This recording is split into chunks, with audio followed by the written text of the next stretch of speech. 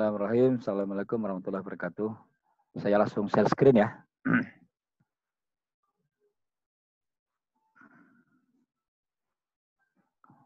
Kelihatan ya? Kelihatan, Pak. Ya, baik. Yang saya muliakan dan saya hormati teman-teman sekalian yang sudah bergabung ya. Saya lihat ini ada yang jauh-jauh ini ya. Ini saya sapa dulu ya. Pak Sampurdi, apa kabar Pak Sampurdi? Ini dari Jawa ini ya. Ya, dan lain-lain ya. Mungkin nanti Alhamdulillah ya. sehat Ustaz. Ya, sehat Pak Sampurdi. Alhamdulillah. Ya, Fuad gimana di Pakistan? Alhamdulillah, putra Pakistan lockdown juga Ustaz. Lockdown juga ya, iyalah. Ya, semua tempat lah begitu ya. Mohon Ya, doanya Ustaz. insya Allah nggak apa-apa, insya Allah. Ya, uji kesabaran aja ini lockdown ini. Ya, betul Ustaz. Ya. Baik ya. Yuk sama-sama. Pada kawan-kawan yang lain ya. Saya lihat ini ada Mbak Sulistiawati dari UNER ya. Selamat bergabung. Mas Kaib juga ini sudah bergabung ini. Ya. Terima kasih Ustaz. Ya, sama-sama ya. Baik, kita teruskan ya kajian wakaf core principle kita. Sekarang kita sudah masuk pada sesi yang kedua ya. Oh ya, Pak Imron juga, saya sapa nih Pak Imron Asyari ya. Mudah-mudahan sehat ini Pak Imron. Ya, kita mulai masuk ke detail ya. Jadi pada pertemuan yang lalu, 2 minggu yang lalu, saya membahas wakaf core principle secara garis besarnya saja ya. Nah, saya ingin kepada kawan-kawan sekalian untuk masuk lebih detail ya. Lebih detail dalam arti karena justru banyak pertanyaan-pertanyaan di bidang detail-detail itu gitu ya. Misalnya gini nih, saya barusan dapat WA nih dari salah seorang pegiat wakaf ya. Dia juga sebagai nazir wakaf ya. Tapi dia di bidang asuransi. Nah, begini pertanyaannya ya. Terima kasih Pak Ustadz, barakallah. Ada pertanyaan mengganjal Pak, mau tanya nih. Adakah payung hukum untuk pemotongan atau pembayaran wakaf dari santunan asuransi? Coba ya. Ini kan sudah bicaranya detail ya. Detail dalam arti tidak hanya sekedar garis besar ya. Nah, di sini dibilang misalnya dia sebutkan di sini dengan cara satu dipotong wakafnya oleh perusahaan asuransi untuk nazir dulu, baru disalurkan ke ahli waris, nah, gitu ya. Jadi ini kan kalau wakaf asuransi itu kan namanya wakaf manfaat ya. Wakaf manfaat asuransi itu akan dibayarkan apabila dia meninggal dunia, klaimnya akan dibayarkan kepada ahli waris, lalu ahli waris boleh membayarkan ya. Nah, atau ini dia bilang begini, atau dipotong dulu oleh perusahaan gitu ya. Dipotong dulu oleh perusahaan untuk nazir, baru kemudian disalurkan ke ahli waris ya. Itu yang pertama, cara yang pertama. Cara yang kedua, santunan meninggal diberikan kepada ahli waris, lalu ahli waris yang menunaikan amanah atau ikrar orang tua sesuai ikrar kenazir yang ditunjuk. Which better? Ya, gitu ya. Mana yang lebih baik? Ya, opsi pertama dipotong langsung oleh perusahaan, atau opsi kedua diberikan kepada ahli waris, lalu ahli waris yang menunaikan amanah wakafnya gitu.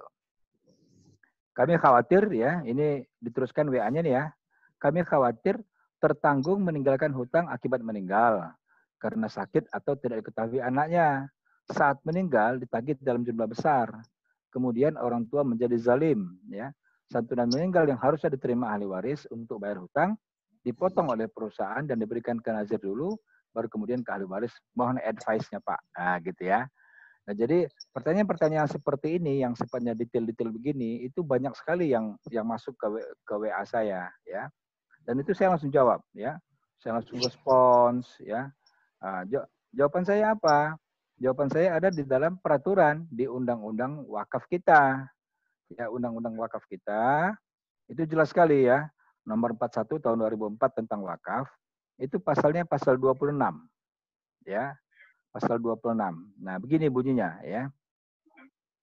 Wakaf dengan pasal 26 ayat 1. Wakaf dengan wasiat dilaksanakan oleh penerima wasiat setelah pewasiat yang bersangkutan meninggal dunia. Ya jelas ya. Jadi setelah meninggal dunia yang bersangkutan, kemudian wakafnya dilaksanakan oleh penerima wasiat. Ya, kan nggak mungkin orang yang meninggal melaksanakan wakaf itu kan, pasti penerima wasiat. Lalu pada pasal kedua, pada ayat kedua pasal 26 itu, penerima wasiat sebagaimana dimaksud pada ayat 1 bertindak sebagai kuasa wakif, ya. Nah, jadi di dalam perjanjiannya kan ada akadnya wa'ad namanya ya.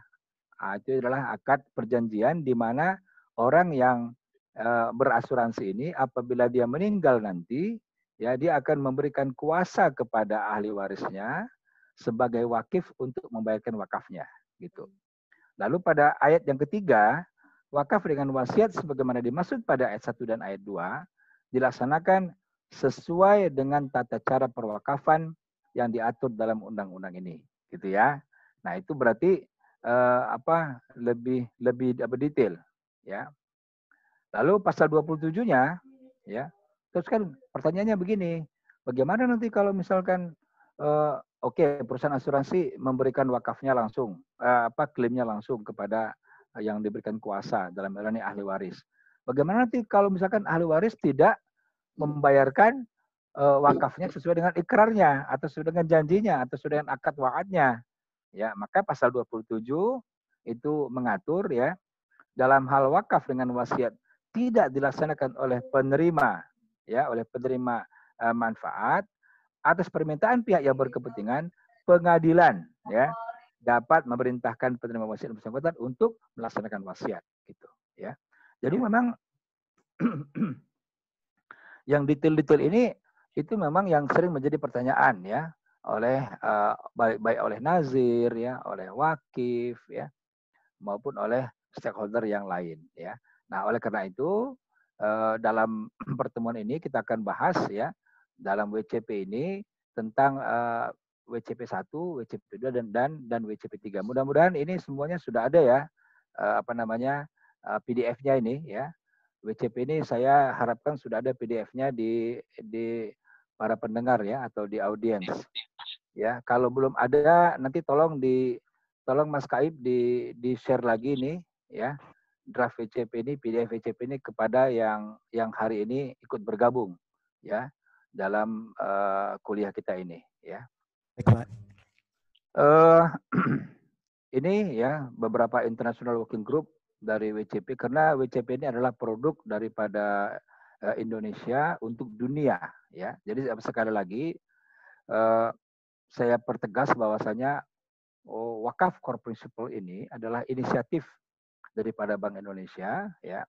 Kita berterima kasih ini kepada Bank Indonesia, kemudian Badan Wakaf Indonesia dan Islamic Development Bank. Jadi ada tiga pihak yang bersama-sama menginisiasi daripada WCP ini. Alhamdulillah WCP ini dokumennya ya, dokumen yang tadi kita lihat ini yang ada PDF-nya ini itu sudah di-launching dalam pertemuan IMF dan Bank Dunia dan World Bank ya pada bulan Oktober 2018 di Bali ya. Jadi ini adalah foto di Bali ya, dari dalam acara peluncuran itu yang di tengah ini yang pakai dasi ini adalah direktur daripada IRT Islamic Development Bank. Kemudian yang sebelah kirinya direktur DEX ya, Departemen Ekonomi dan Keuangan Syariah di Bank Indonesia ya. Kalau yang IRT namanya Profesor Humayun Dar, kalau yang dari Bank Indonesia namanya Pak Dadang. Sebelah Pak Dadang lagi itu Pak Dr. Hilmon Izhar, ini dari Islamic Development Bank ya, menemani Profesor Humayun Dar. Kemudian paling pinggirnya itu saya sendiri. Kemudian di sebelah kanan daripada Profesor Humayun Dar adalah Dr. Rifki Ismail, yaitu dari Bank Indonesia. Kemudian sebelahnya lagi Profesor Dian Masita, ini dari Unpad ya. Beliaulah yang memimpin pembuatan dokumen WCP ini sampai selesai ya. Jadi dokumen WCP ini bukan dokumen yang singkat, ini dokumen yang bertahun-tahun untuk diselesaikan ya. Kalau nggak salah saya 3 tahunan ini baru selesai ya. Dan saya join di tengah-tengah masuknya. Karena periode BWI sebelumnya itu masuk Pak Nadra ya, Dr. Nadratul Zaman Hussein. Kemudian periode BWI sekarang yang masuk timnya adalah saya dengan Dr. Imam Teguh Sabtono. Jadi dari BWI ada 3 orang ini yang namanya ditulis dicantumkan di dokumen ini, di dokumen WCP ini ya. Baik, jadi saya coba ya. Jadi ada 5 area inti daripada WCP.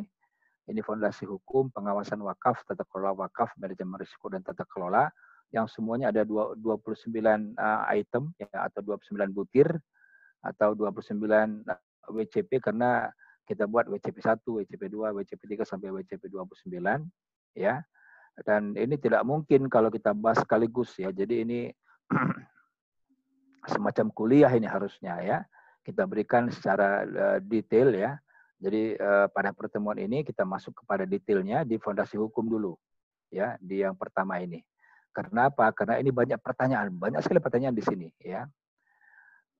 Nah ini fondasi hukum itu ada 6 ya, ada 6 WCP 1, WCP 2, WCP 3, WCP 4, WCP 5, WCP 6.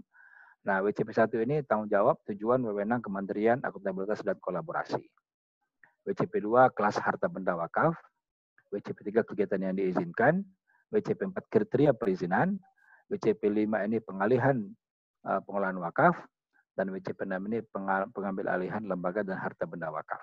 Ya, jadi ada WCP 1, WCP 2, WCP 3, WCP 4, WCP 5, WCP 6. Nah, kita nggak mungkin bahas semua ya. Saya coba-coba hitungnya kalau dibahas semuanya mungkin perlu waktu sekitar 3-4 jam, jadi tidak mungkin. Jadi kita bahas dulu yang 3 di awal ya. WCP 1, WCP 2, dan WCP 3. Kita nanti sampai kepada kegiatan yang diizinkan ya. Nah ini ya, bicara tentang peraturan perundang-undangan tentang wakaf, BWI barusan melaunching buku yang baru ya. Ini kawan-kawan sudah pada dapat belum ini ya, kawan-kawan Nazir ya, ataupun akademisi ya, ataupun peneliti-peneliti yang ingin meneliti wakaf, di sini sangat jelas, sangat komplit ya. Jadi di sini di dalam buku ini cukup tebal ini. Dan ini baru ya, baru tahun 2018. Ini hampir 400 halaman ya. Tepatnya 394 halaman. Ini himpunan peraturan. Jadi tidak hanya satu tentang peraturan di sini, tidak hanya satu undang-undang, tapi banyak ya. Misalnya di sini yang saya list Undang-Undang Pasal tahun 2004 tentang wakaf. Ya, ini undang-undang kita. Lalu peraturan pemerintah nomor 42 tahun 2006 yang mengatur tentang undang-undang ini ya. Jadi peraturan pemerintah terkait dengan undang-undang ini. Jadi memang kalau kita bicara hukum, kita bicaranya detail ya. Ke undang-undang, ke peraturan pemerintah, ke peraturan Menteri Agama ya. Juga nanti ke peraturan BWI di sini ya. Kemudian PP nomor 25 tahun 2018 ini perubahan atas PP 42 tahun 2006, lalu peraturan Menteri Agama nomor 4 tahun 2009 ya. Ini tentang administrasi pendaftaran wakaf uang ya. Lalu Permenak peraturan Menteri Agama nomor 3 tahun 2013 ini tentang tata cara perwakafan benda tidak bergerak dan benda bergerak selain uang ya. Kemudian ada di sini di dalam buku ini ya ada 12 undang-undang dan peraturan. Lalu kemudian ada peraturan BWI sendiri, di sini ada 10 peraturan BWI. Jadi kurang lebih buku ini berisi 22 undang-undang, peraturan pemerintah dan peraturan BWI ya. Jadi mohon nanti kalau misalkan teman-teman perlu ya, silahkan datang ke BWI. Ya kita punya stok ini yang bagi yang memerlukan silahkan memperolehnya ya. Dan ini tanpa biaya ya. Jadi silahkan ini kita gunakan untuk memang sosialisasi tentang peraturan-peraturan ini. Ya baik, kita masuk langsung ya ke WCP 1 ya.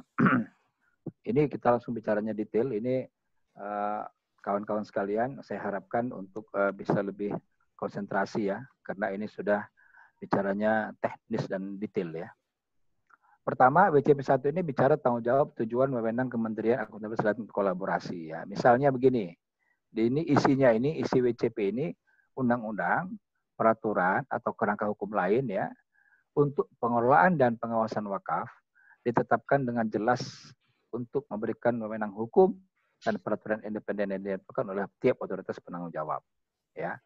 Nah, jadi itulah makanya kemudian kalau kita lihat tadi di dalam buku peraturan peraturan ini itu kita semuanya cantumkan ya yang kira-kira memang banyak ditanya oleh masyarakat ya.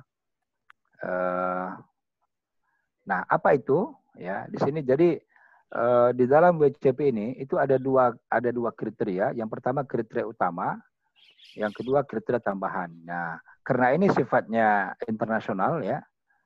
Jadi di kriteria tambahan ini adalah kriteria-kriteria yang disesuaikan dengan keadaan negara setempat ya. Lalu kalau kriteria utama itu kriteria-kriteria yang harus untuk ditaati ya atau dipenuhi ya. Karena memang dokumen ini itu sudah disounding ya dan sudah diadakan semacam international working group ya, kelompok kerja internasional di mana negara yang tergabung bukan hanya Indonesia di sini, tapi ada wakafnya Afrika Selatan, wakafnya Kuwait, ya, wakafnya Bosnia, wakafnya New Zealand, Selandia Baru, dan wakafnya Australia. Ya, jadi ada berapa negara itu? Ada 1, 2, 3, 4. Ada 5 negara selain Indonesia yang perwakafannya cukup maju ya untuk melihat dan untuk mengevaluasi ya kira-kira WCP yang sudah dibuat ini itu seperti apa. Baik, kita bahas masuk kepada kriteria utama untuk yang WCP 1 ya. Tujuan utama manajemen dan pengawasan wakaf adalah untuk mendorong standar minimum guna menghasilkan peraturan dan pengawasan wakaf yang baik dalam sistem manajemen dan pengawasan wakaf. Jadi, WCP ini yang disusun ini itu merupakan standar minimum. Tolong itu di apa? Tolong host. Tolong host di mute semua itu. Ya. Jadi sekali lagi saya ulang ya, WCP ini yang dokumennya sudah dibagikan itu merupakan standar minimum ya. Artinya itulah yang harus dipenuhi untuk menjadi nazir wakaf yang baik tentunya ya. Yang profesional lah ya. Karena memang ke depan ini wakaf itu akan berkembang sekali di segala lini ya, baik di dunia perbankan misalnya, baik di dunia asuransi, baik dunia yang lain ya, keuangan dia akan luar biasa. Lalu yang kedua, sistem manajemen dan pengawasan wakaf yang optimal harus memiliki dasar hukum yang kuat. Terlebih dahulu undang-undang wakaf. Ini dia sudah ada undang-undangnya. Jadi itu saya buat garis yang warna biru itu. Yang warna biru itu tidak terdapat dalam WCP, itu hanya terjemahan saja daripada WCP itu ya. Jadi sudah ada undang-undangnya. Jadi kita sangat kuat sekali ya. Undang-undang pasal tahun 2004 dan kalau kita lihat di seluruh negara pun wakaf ini diatur oleh undang-undang ya. Yang saya tahu yang cukup lama itu di India ya. Di India itu dari mulai tahun 1913 sudah ada undang-undangnya ya. Jadi kita baru tahun 2004, India sudah tahun 1913 ya, hampir berapa tahun tuh, hampir 100 tahun ya, baru kita buat undang-undangnya. Kemudian poin 3, undang-undang wakaf yang ada harus memadai dan terjemahkan secara komprehensif dalam peraturan pelaksanaan itu ya. Jadi undang-undang harus ada PP-nya. Nah, alhamdulillah kita juga sudah punya PP-nya. PP nomor 42 tahun 2006 tentang peraturan pelaksanaan undang-undang itu ya. Jadi di dalam buku putih itu ada ya, dalam buku putih yang tadi yang saya bagikan itu di sini ada ya. Jadi nanti kalau mau tahu ini semuanya ada di situ. Lalu kriteria tambahannya, sistem manajemen dan pengawasan wakaf memiliki hubungan logis dan operasional dengan kegiatan pemerintah pusat dan daerah ya. Nah, jadi ini misalnya kalau kita lihat ya di beberapa negara misalnya ya yang punya pemerintah pusat maupun punya pemerintah daerah itu mereka melakukan hubungan yang baik ya, jadi ada sistem kerja begitu ya. Misalnya saja India ya, karena saya baru bahas India hari Senin yang lalu ini ya, wakaf di India mereka punya cabang ya, jadi sentral wakaf itu Central Wakaf Council namanya, ya, Dewan, kalau kita Badan Wakaf Indonesia itu memiliki ada di 32 states mereka atau di 32 provinsi mereka, sementara kita ada di 34 provinsi, jadi hampir mirip lah dengan kita ya. Dan itu mereka punya kaitan langsung dengan pemerintah setempat. Kemudian yang kriteria tambahan juga yang disesuaikan dengan kondisi negara yang bersangkutan, manajemen dan pengawas wakaf memiliki kerjasama lokal dan lintas batas yang memadai dengan badan regulator lain ya. Jadi memang diharapkan ini WCP ini bisa diterapkan di berbagai negara yang lain ya. Jadi kalau misalkan meniru daripada zakat core principle yang sebelumnya sudah launching ya. Jadi alhamdulillah ini Indonesia memiliki 2 produk yang mendunia.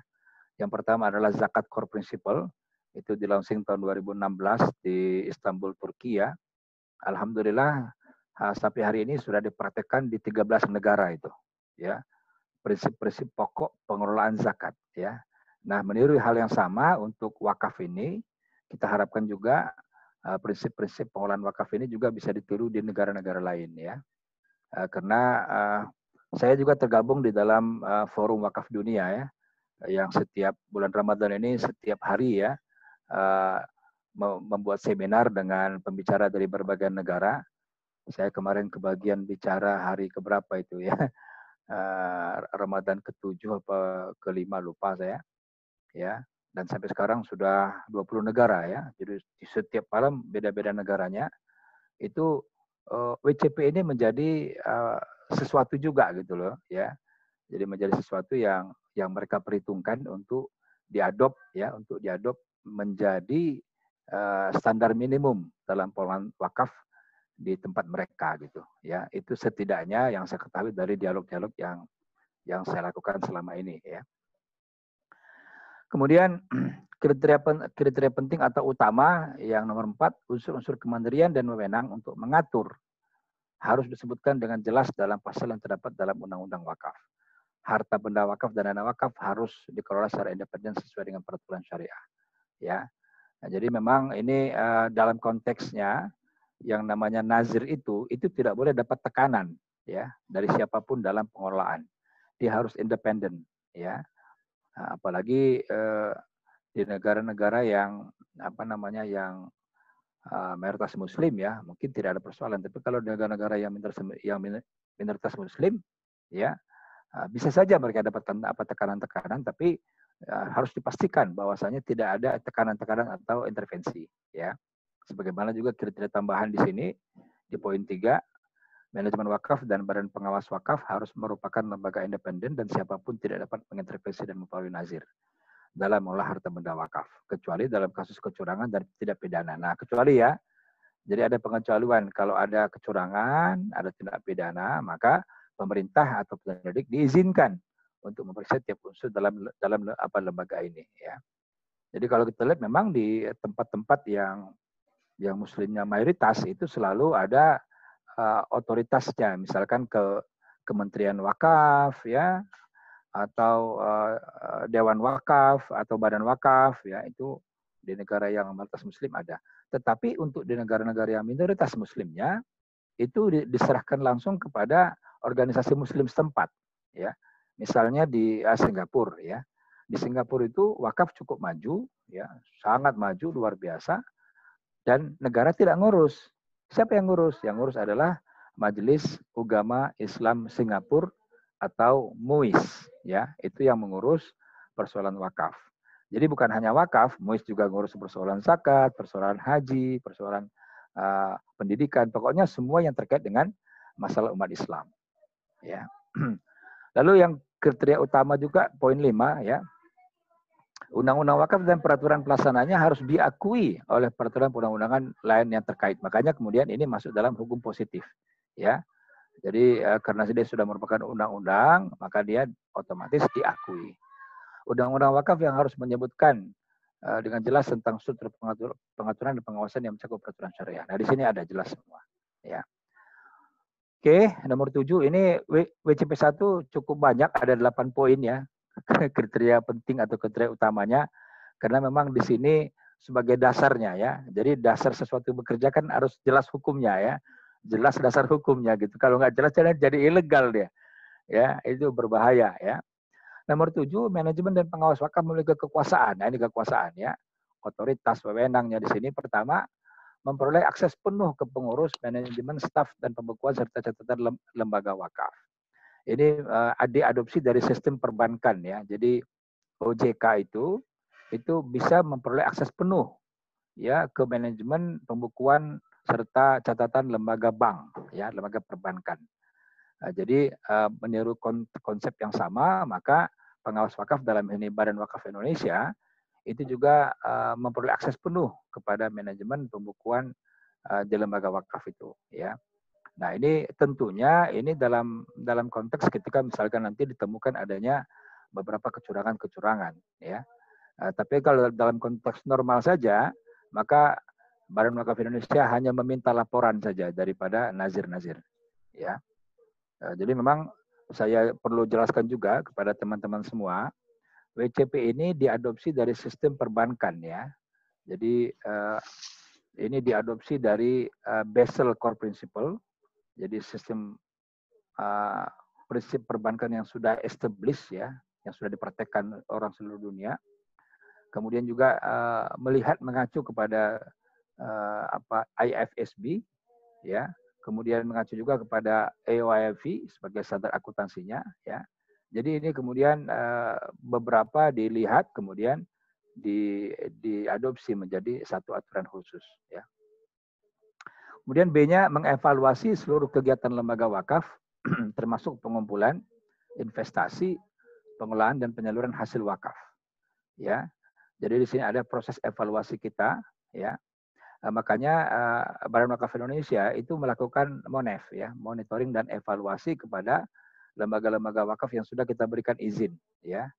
Alhamdulillah tahun lalu kita sudah MONEF ke Lampung, lalu ke Jawa Tengah, ke Jawa Timur ya, dan ke Jawa Barat ya. Tahun ini juga harusnya kita MONEF lagi, tapi karena COVID ini ini jadi nggak bisa berlangsung MONEF-nya ya. Nah di sana di dalam MONEF itu apa yang kita lakukan? Kita kumpulkan nazir-nazir wakaf yang kita sudah beri izin, lalu kita minta mereka presentasi ataupun mengungkapkan apa persoalan di lapangan, lalu kita berikan advice ya. Sekaligus kita minta juga laporan pengumpulannya. Kemudian yang ketiga, memberlakukan koreksi atau sanksi yang sesuai ya, dan mencabut lisensi manajer aset wakaf atau izin nazir ketika lembaga wakaf tidak memenuhi aturan. Nah ini ya. Nah, jadi ini koreksi dan atau sanksi ini kita coba terapkan nanti ya. Dan sebenarnya kalau kita lihat di undang-undang itu sudah jelas sekali ya. Misalnya sanksi ya bagi orang nazir-nazir yang melanggar aturan ya. Itu pada pasal 67 itu jelas tuh ya. Cuman saya nggak suka kalau sebenarnya bicara sanksi itu ya. Tapi pasal 67 itu adalah ketentuan pidana ya dan sanksi bagi nazir yang menyalahi aturan ya, atau yang tidak manut pada sistem peraturan wakaf ya. Misalnya nih pada poin pertama nih ya. Setiap orang ini saya bacakan ya, pasal 67 poin ayat 1. Setiap orang yang dengan sengaja menjaminkan, menghibahkan, menjual, mewariskan, mengalihkan dalam bentuk pengalihan hak lainnya harta benda wakaf yang telah diwakafkan sebagaimana dimaksud pada pasal 40 atau tanpa izin menukar harta benda wakaf yang telah diwakafkan sebagaimana dimaksud pada pasal 41 dipidana dengan pidana penjara paling lama 5 tahun dan atau pidana denda paling banyak 500 juta rupiah. Jadi sanksi itu sudah ada ya di dalam undang-undang kita. Nah, cuman bagaimana kita memberlakukannya. Nah, ini yang jadikan wewenang atau kekuasaan daripada pengawas wakaf dalam hal ini Badan Wakaf Indonesia. Dan terus poin yang terakhir, di negara mitra muslim lembaga wakaf harus memenuhi peraturan setempat. Nah, ini ya.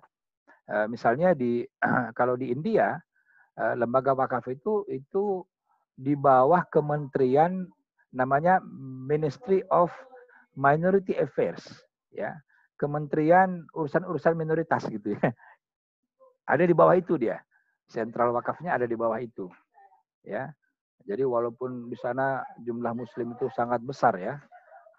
kurang lebih hampir 200 juta rupiah ya, 197 juta Muslim di India sana.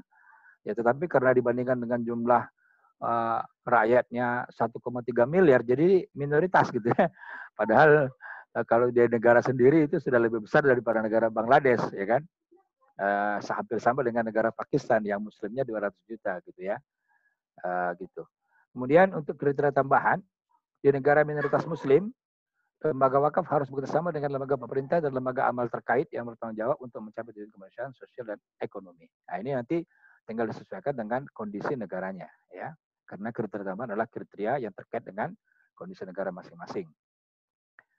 Itu poin WCP 1 ya, kita sudah selesai untuk poin WCP 1 ya. Jadi semua saya sisir ini ya, jadi kita nggak lewatin semuanya disisir ini ya. Kemudian kita masuk sekarang ke WCP 2 ya. Ini bicara kelas aset ya. Nah, dalam WCP 2 ini ya, peraturan atau pengaturan lain menyebutkan secara tegas tentang kelas harta benda dalam lembaga wakaf sesuai dengan prinsip-prinsip syariah. Ya, klasifikasi harta benda dapat berdasarkan pada kriteria berikut. Pertama, komersial sosial. Ya. Jadi aset itu nanti ada aset yang komersial, ada aset yang sosial. Misalnya apa? Kalau kita bicara masjid misalnya, itu kategorinya sosial ya. Kalau kita bicara hotel wakaf itu kriterianya adalah komersial. Yang kedua, permanen atau sementara ya. Nah, kita mengenal dalam undang-undang, kita mengenal yang namanya wakaf permanen, juga wakaf yang sementara ya. Nah, kalau permanen misalkan kita sudah sama-sama lihat kalau ada orang yang mewakafkan itunya, hartanya itu adalah permanen. Misalnya dia mewakafkan tokonya ya, atau dia mewakafkan rumahnya ya, itu adalah permanen, atau dia mewakafkan tanahnya untuk pertanian ya. Lalu yang kedua, wakaf sementara ya. Nah, di dalam wakaf sementara ini itu misalnya yang sudah kita launching kes wakaf ling sukuk ya. Nah, kes wakaf ling sukuk ini adalah sifatnya sementara. Ya, wakaf yang sifatnya sementara. Karena hanya 5 tahun ya. Setelah itu uangnya kembali lagi.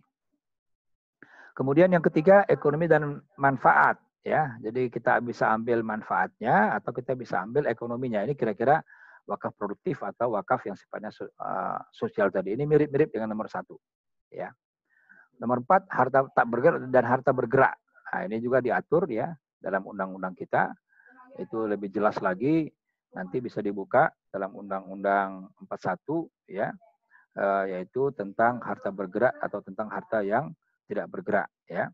Harta benda wakaf ada di pasal 15, kemudian pembagiannya ada di pasal 16 ya. Jadi pasal 16 di sini dijelaskan harta benda wakaf terdiri dari harta benda tidak bergerak dan harta benda yang bergerak. Ya. Harta benda tidak bergerak itu apa misalnya? Di sini dijelaskan ya pada pasal 16, benda tidak bergerak meliputi pertama, hak atas tanah ya, berarti tanah ini. Sesuai dengan ketentuan peraturan perundang-undangan yang berlaku, baik yang sudah maupun yang belum terdaftar. 2, bangunan ya. Jadi bisa tanah, bisa bangunan, atau bagian bangunan yang berdiri di atas tanah sebagaimana dimaksud pada huruf A. Kemudian yang berikutnya, tanaman dan benda lain yang terkait dengan tanah. Misalkan kebun ya, ada orang mewakafkan kebun sawitnya misalnya, maka pohon sawitnya termasuk dalam harta wakaf. Kemudian yang keempat, hak milik atas satuan rumah susun. Nah, ini rumah susun, apartemen ya misalnya ya, kan nggak ada tanahnya itu, gimana itu? Ya, nah itu boleh diaku sebagai wakaf sesuai dengan undang-undang yang berlaku. Kemudian yang berikutnya, benda tidak bergerak lain sesuai dengan ketentuan syariah. Ya.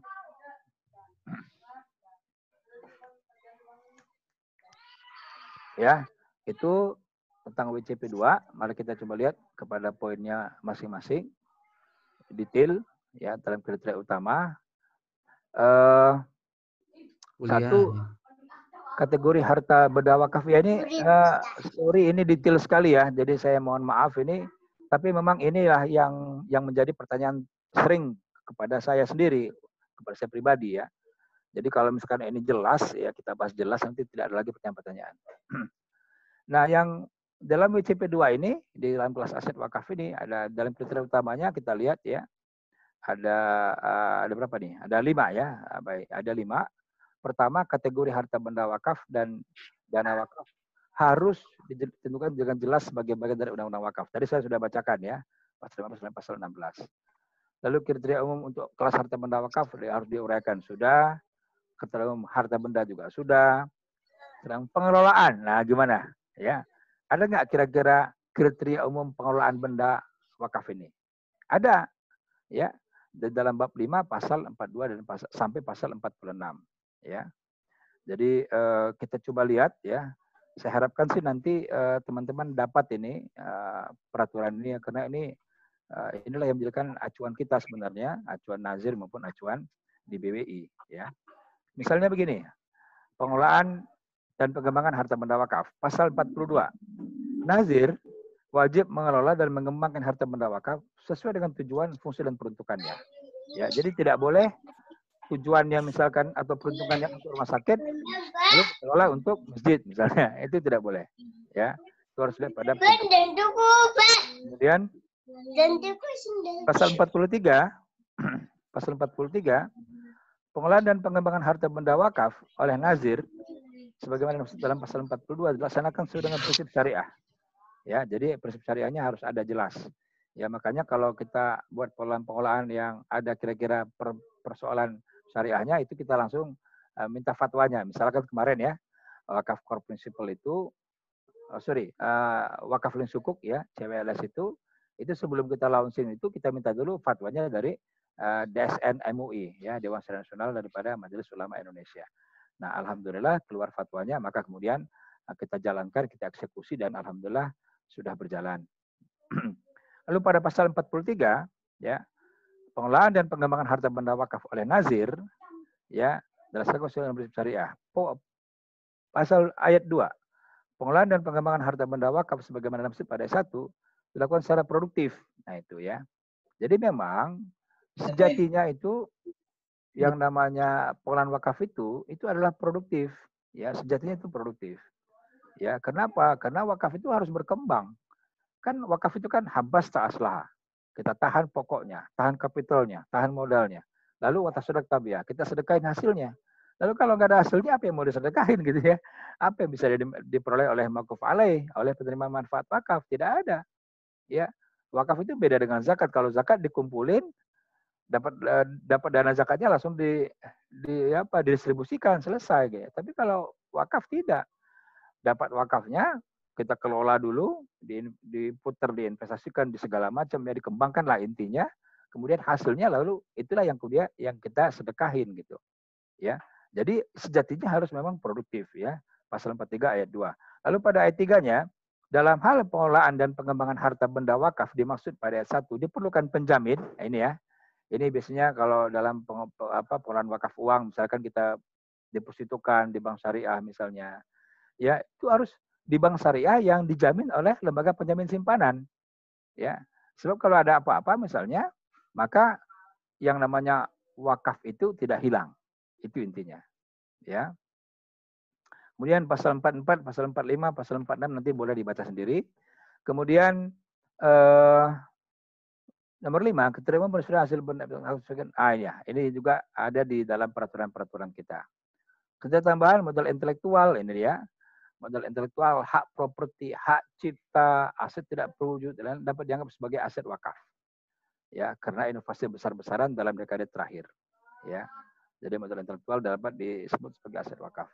Yang nomor 2, semua kemungkinan kelas harta benda wakaf dijelaskan dalam catatan teknis. Ya, itu WCP 2. Ya, jadi kita sudah bahas 2 WCP. Ya, ini WCP yang terakhir yang kita bahas, WCP 3. Ya, yaitu tentang kegiatan yang diizinkan. Ya. Nah, di dalam WCP 3 ini deskripsinya adalah undang-undang, peraturan, atau pengaturan lain yang menyebutkan dengan jelas tentang kegiatan yang diizinkan untuk dilakukan oleh lembaga wakaf sesuai dengan prinsip syariah. Ya. Dan kemampuan manajemen lembaga wakaf termasuk bidang pengumpulan, investasi, pengelolaan, pendistribusian hasil wakaf, dan dana keagamaan amal lainnya. Ya. Baik, ini WCP 3 ini ya, kegiatan yang diizinkan, pertama kriteria utamanya sumber harta benda dan dana wakaf harus ditentukan dengan jelas dalam undang-undang wakaf. Jadi harus ada jelas sumber dananya, lalu atau sumber wakafnya, lalu kriteria umum pengumpulan wakaf harus disebutkan, lalu kriteria umum pengelolaan ya harus juga disebutkan. Tadi sudah kita bacakan ya pasal-pasalnya. Yang keempat, kriteria umum pendistribusian hasil wakaf harus disebutkan. Lalu kriteria tambahannya, metode pengumpulannya memiliki izin resmi dari pengawas wakaf. Ini sebenarnya untuk memastikan ya bahwasanya metode pengumpulan yang digunakan itu tidak menyalahi aturan ya. Yang nomor 2, metodologi yang digunakan untuk mengalokasikan dana wakaf ini allocation distribution ya, itu harus disetujui oleh pengawas wakaf. Lalu lembaga wakaf dapat mengumpulkan dana CSR ya. Nah, ini yang kemudian kemarin waktu ide dalam hal wakaf saham itu kan begitu ya. Jadi saya tulis itu di Harian Republika ya. Kalau nggak salah bulan Juli itu tahun lalu ya. Itu yang namanya perusahaan-perusahaan itu dapat melakukan CSR dalam model wakaf saham. Jadi dia daripada dia memberikan CSR-nya, dia mewakafkan saja sebagian sahamnya kepada BWI, kepada Badan Wakaf Indonesia, lalu BWI kemudian mengelolanya. Gitu ya. Jadi lembaga wakaf dapat mengumpulkan CSR di bawah klasifikasi infak. Ya. Lalu WCP 3, ya, pada poin 5, pengelola wakaf atau nazir yang menyediakan daftar terkini berisi lembaga wakaf berizin yang benar. Nah, ini ya. Jadi kalau kita lihat di dalam daftar di dalam buku ini ya, ini tahun 2018 ada 192 nazir wakaf ya. Tapi kalau kita lihat dalam website yang baru ya, website yang baru ya, coba saya masuk kepada website ya supaya kita bisa sama-sama ya. Saya masuk dulu ke dalam website kita Badan Wakaf Indonesia ya.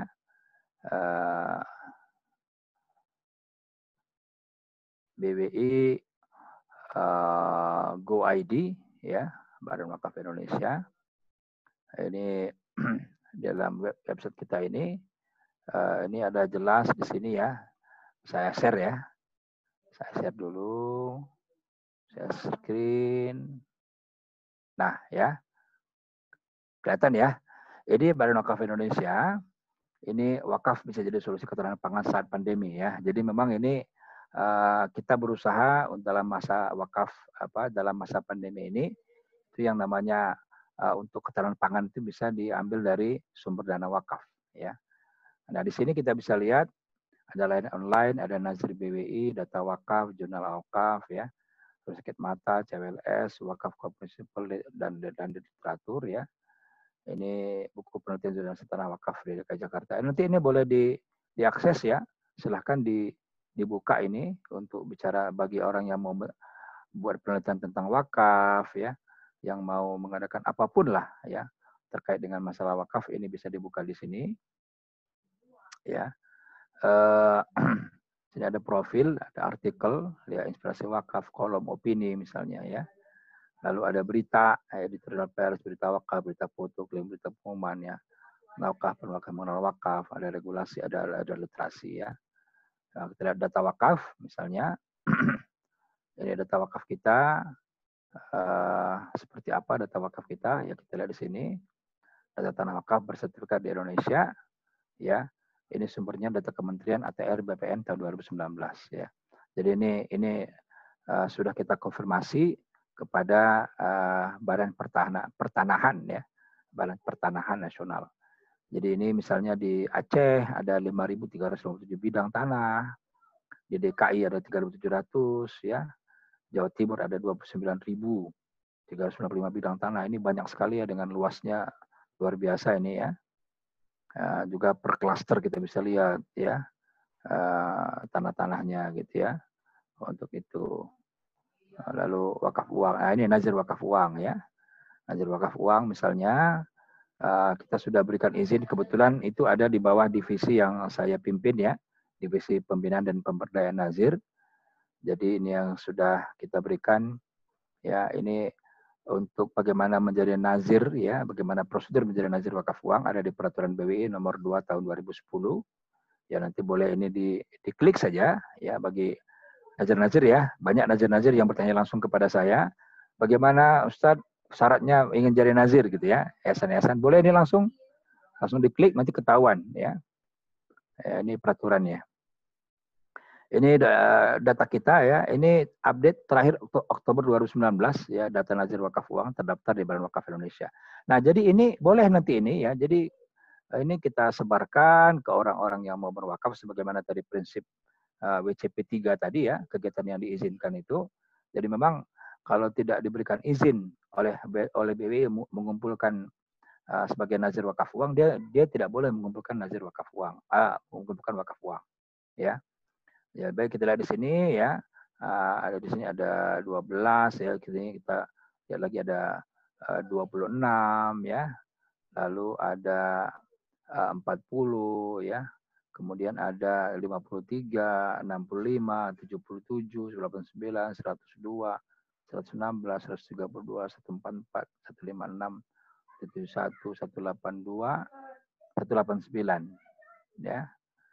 Ini belum, masih 97, 203, 208, 215, 221 dan 224 sudah ya per Oktober 2019. Bayangkan ya, kita Badan Wakaf Indonesia sudah memberikan izin kepada 224 lembaga wakaf seluruh Indonesia untuk mengumpulkan wakaf uang. Nah, mestinya kalau ini kemudian masif sekali kawan-kawan ini untuk mengumpulkan wakaf uang atau cash wakaf, ini akan luar biasa ya. Misalkan ini Yayasan Solo Peduli Umat yang baru diberikan izin 3 Oktober 2019 ya. Ini di Solo. Yayasan Bina Pemuda Nusantara ya, ini di Depok. Yayasan Insan Hasanah Mulia Titik ya, ini di BNI Syariah ya, di gedung Tempo Pavilion ya. Lalu misalnya lagi kita lihat sebelumnya lagi Yayasan Johari Zain ya. Ini yayasan yang khusus untuk mendirikan 99 masjid seluruh Indonesia ini. Ya, ini adalah wakafnya kalau nggak salah pemilik daripada JNE ya. Jadi luar biasa ini pemilik JNE kemudian berwakaf bagaimana membangun 99 masjid seluruh Indonesia, kemudian dibuatlah yayasan Johari Zain dan lain-lain banyak sekali ya. Jadi kita bisa lihat di sini untuk yang penting tadi ya. Baik, saya mungkin stop share dulu. Saya share yang lain, yang tadi ya, kembali ke yang tadi. Oke. Nah, jadi ini kita yang diizinkan. Lembaga wakaf dapat juga mulai infak sedekah dan oke ya, kita sudah atur itu. Kemudian kemampuan nazir juga kita sudah pindah lah. Lalu untuk kriteria tambahannya di negara minoritas Muslim ada tentang masalah keinginan wakif ya. Jadi wakif itu misalkan di Singapura ya, itu wakif itu boleh saja menunjuk ya, saya berwakaf nanti hasilnya serahkan ke Indonesia gitu. Dan itu sudah terjadi ya. Jadi ada wakifnya orang Singapura tapi dia keturunan Indonesia, dia memberikan wakafnya ke salah satu masjid di daerah Mangga 2 itu. Ya. Itu untuk jadi masjid itu mendapatkan dana wakaf dari wakaf Singapura ya, dari hasil wakaf di Singapura. Kemudian ini kita tentang konversi dan wakaf permanen dan wakaf sementara. Ini ya yang bisa saya sampaikan di dalam pertemuan ini ya. Saya tidak mungkin juga membahas semuanya karena ini saja pun sudah hampir 1 jam ya. Kalau kita bicara 3, ini baru bicara 3 WCP saja sudah sampai 1 jam ya. Ini ada 29 WCP. Mungkin nanti kita akan pelan-pelan lah terus ya. Terus kita kaji WCP bila perlu nanti sampai selesai Ramadan pun kita akan kaji WCP terus sampai selesai. Sampai 29 ya. Jadi supaya teman-teman di kenaziran ini bisa betul-betul paham betul tentang apa yang ada dalam WCP itu. Barangkali demikian yang bisa saya sampaikan. Silakan kalau ada pertanyaan. Baik. Terima kasih Pak Hendri. Ada beberapa pertanyaan Pak Hendri. Ya, silakan. Yang pertama itu dari Pak Effendi Toha. Ya, oke. Bentar Pak. Pertanyaannya mohon tanya Ustadz Hendri, jika wakaf tanah dan masjid nazirnya masih perorangan, ini 1 orang katanya, karena DKM-nya belum berbadan hukum, apakah wewenang nazir perorangan tersebut?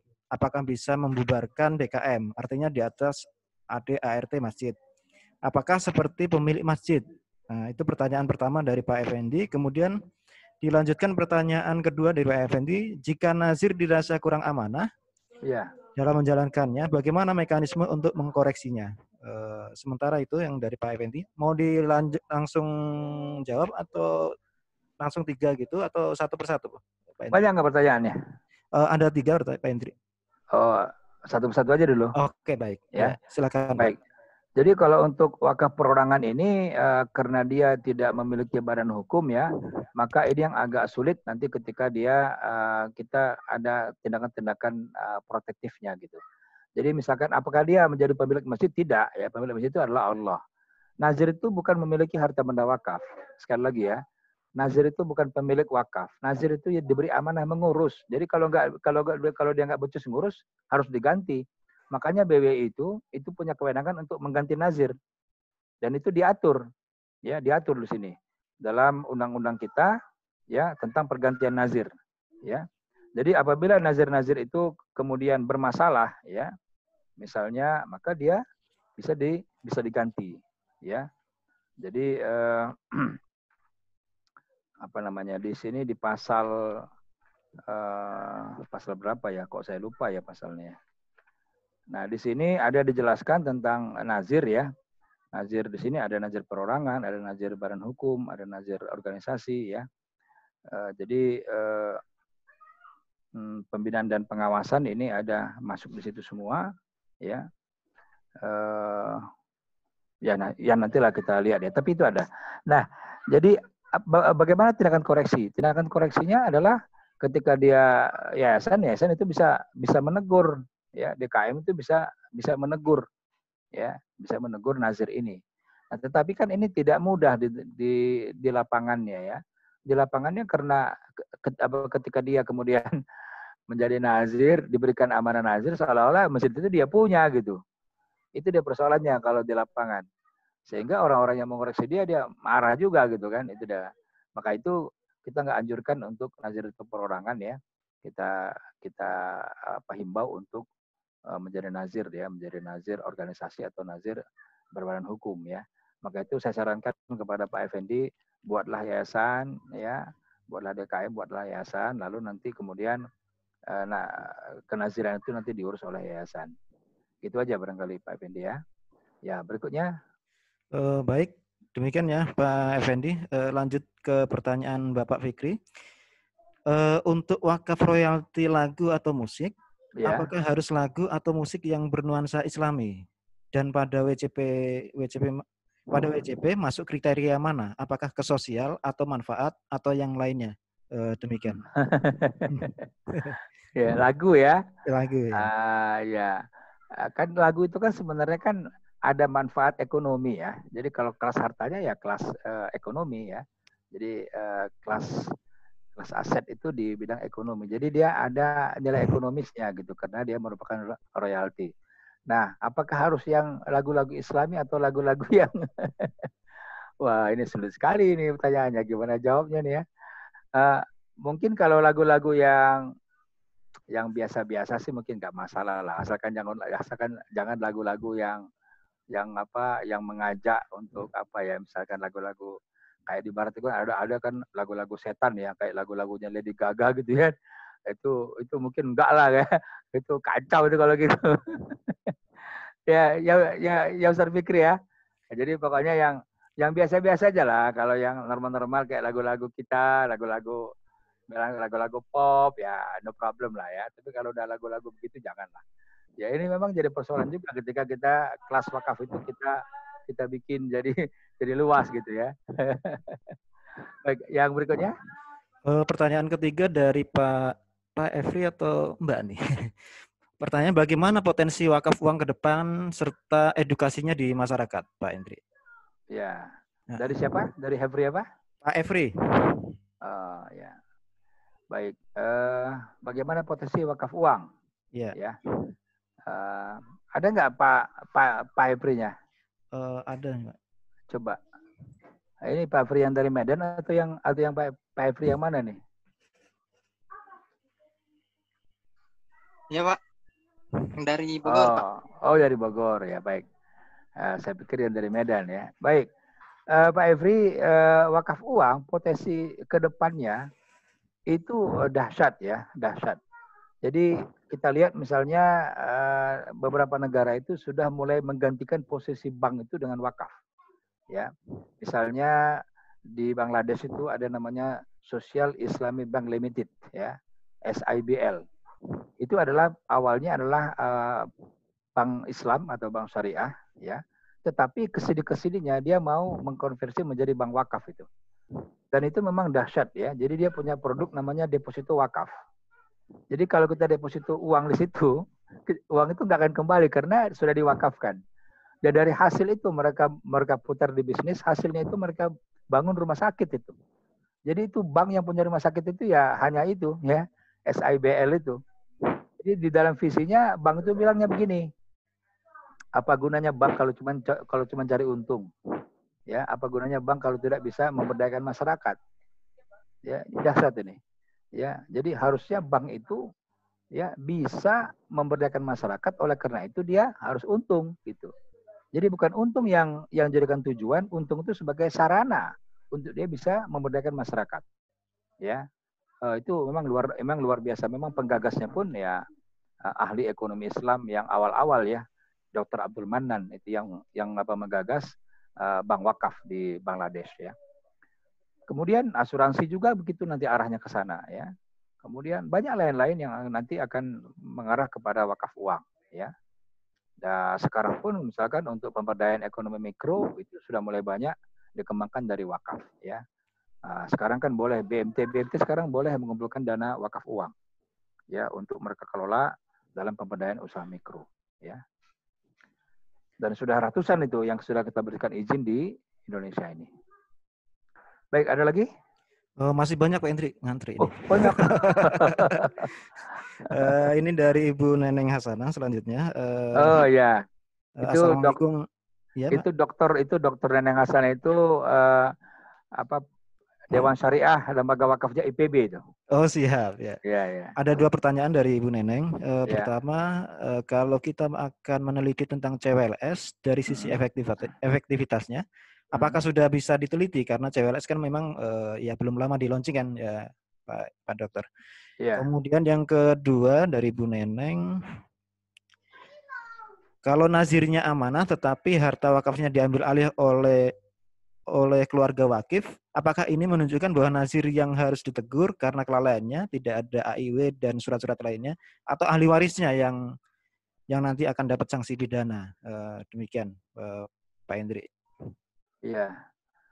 Iya, saya jawab yang kedua dulu ya. Ini yang menarik soalnya. Ini yang banyak terjadi juga ini. Dan ini saya sempat dipanggil ke pengadilan di Depok ini gara-gara urusan ini nih.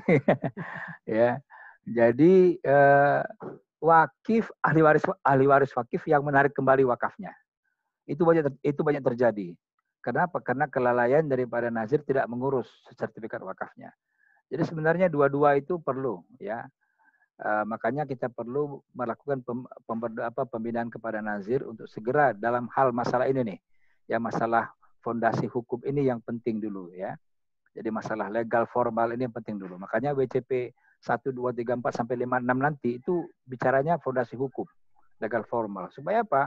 Supaya ke depannya yang namanya wakaf itu dikelola dengan baik gitu loh.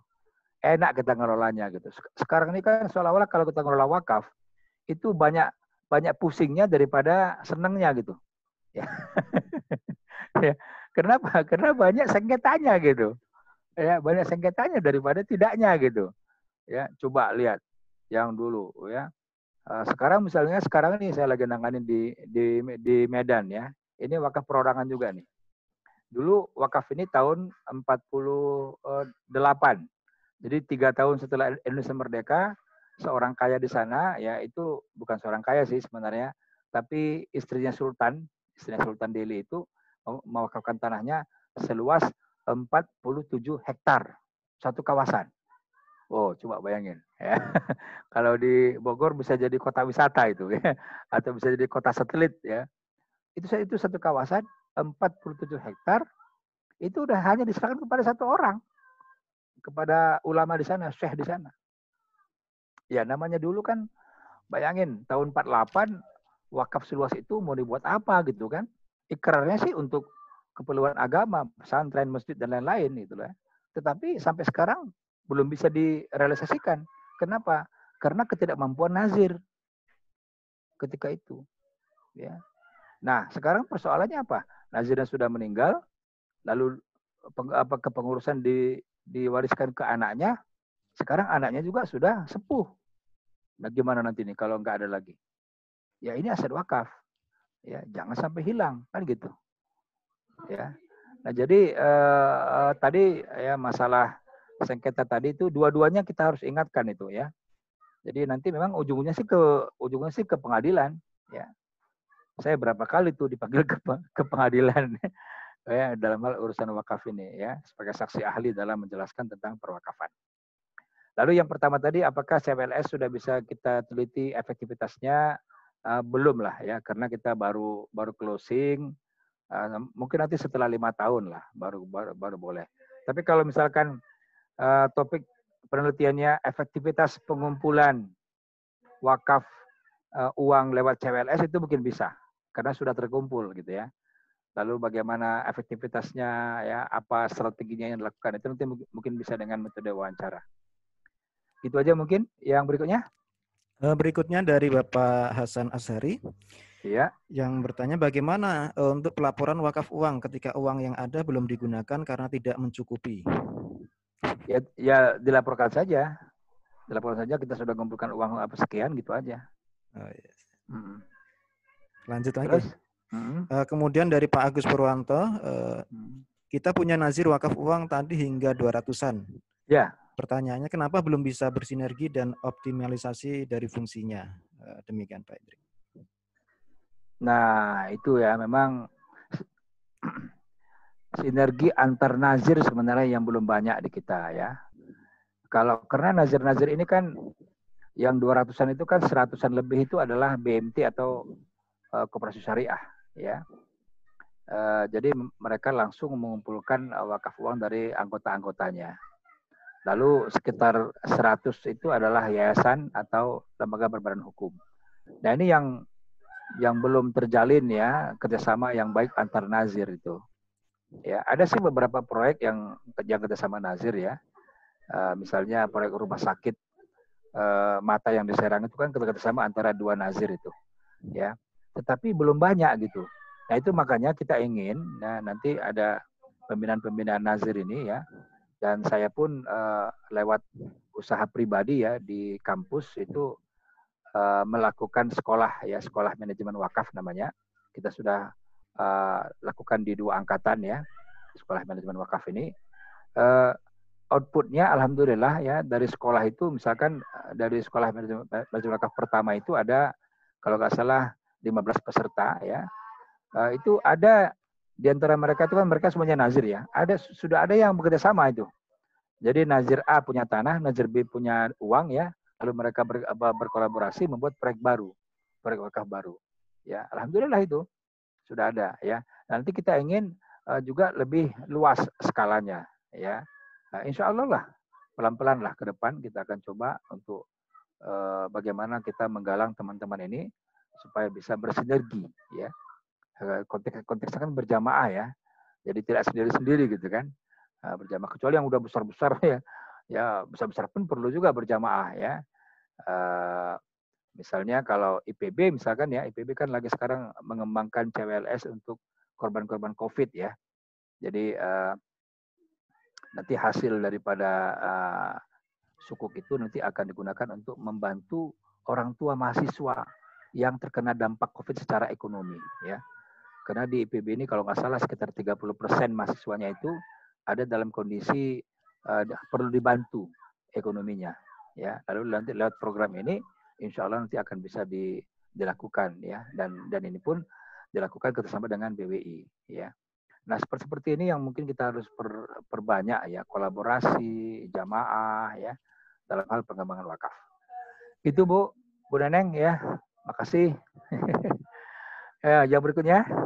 Masih ada 3 lagi pertanyaan Pak Hendri. lagi. Sementara waktu udah menunjukkan. Hatur nuhun Ustadz, maaf tadi Ya, lagi masak. sama-sama. Ya namanya Nyiapin ibu-ibu, hidangan. iya namanya Ya. ibu-ibu masak atuh ya. Alhamdulillah dapat Iya, ilmu iya, banyak. iya, iya. Ya. Dibaca aja Mas Ayud semuanya, nanti Oke. nanti saya jawab sekalian ya. Oke, baik. Ini yang tiga langsung ya. Ini dari Ya. yang pertama dari Bapak Ferdian Abusna. Oke. Mohon izin bertanya bagaimana BWI melakukan pengawasan terhadap Nazir guna mengidentifikasi fraud yang dilakukan oleh Nazir, itu yang pertama. Kemudian dari Ibu Destri Darmastuti ya. Pak Ustadz, di awal berarti perusahaan asuransi syariah boleh tidak sebagai pemotong wakaf dari santunan asuransi, di mana santunan asuransi itu diberikan dulu kepada ahli waris, baru ahli waris yang menunaikan wakaf, mengingat terkadang ada hutang yang harus dibayar. Begitu ya Pak, mohon info. Ya, kemudian mohon info bagaimana perusahaan asuransi syariah tahu bahwa nazir yang ditunjuk tidak amanah atas petunjuk BWI. Apakah ada info dari BWI daftar nazir yang tidak amanah? Nah, itu dari ini ya, dari Ibu Destri. Kemudian dari Bu Nurhayati dari Aceh menanyakan, saya mempunyai yayasan, bagaimana cara agar yayasan ini bisa mengelola wakaf? Untuk Aceh, apakah dibolehkan mengelola wakaf karena di Aceh harus dikelola oleh Baitul Mal? Demikian Pak Hendri. Ya, baik. Untuk masalah fraud ya, bagaimana pembinaan, bagaimana mengetahui nazir yang fraud. Nah ini kita belum ada mekanisme yang baku ya, tetapi kita minta setiap tahun itu adalah laporan keuangan. Nanti dari situ kita akan tahu setidak-tidaknya apa yang terjadi. Nah apabila kita mendapatkan temuan-temuan, langsung kita eksekusi dengan kita memperdalam, dengan kita misalkan mengunjungi nazir itu atau kita mensurvei nazir itu. Ya, ada memang beberapa kasus, tidak beberapa ya, ada 1-2 kasus, yaitu kita berikan BMT nazir, BMT sebagai nazir wakaf uang, kemudian BMT-nya ya, nauzubillah min dzalik, BMT-nya bangkrut ya, karena fraud daripada pimpinannya gitu. Nah lalu kita usahakan untuk bagaimana dana wakaf uang yang sudah terkumpul tadi, itu bisa kita ambil kembali lalu kita serahkan kepada nazir BMT yang di sebelah BMT itu posisinya atau yang terdekat dengan BMT itu. Itu yang sekarang sedang kita upayakan ya. Kasusnya ada 1 di Lampung ya. Kemudian yang kedua, santunan asuransi tadi kan sudah saya jelaskan ketika di awal ya. Di dalam pasal 16 itu bahwasanya untuk asuransi itu dibayarkan dulu ke ahli warisnya, baru ahli warisnya kemudian yang menunaikan. Apabila dia tidak menunaikan, itu bisa digugat lewat pengadilan karena sudah ada akadnya, sudah ada perjanjiannya, ya. Jadi jangan langsung dipotong sama pihak asuransi ya. Kemudian Yayasan Aceh, saya nggak mendalami ini tentang masalah Baitul Mal di Aceh ya. Nanti ini saya nggak bisa jawab sekarang ya. Saya coba dulu pelajari nanti. Mungkin besok ya, besok kita ada lagi WCP, kita bahas WCP 456 ya, sampai hari Jumat. Jadi kita 3 hari berturut-turut ini bahas WCP. Ini WCP 123, besok 456, hari Jumatnya 789 ya. Nah itu hari Jumat itu kita sudah masuk ke dalam tata kelola itu.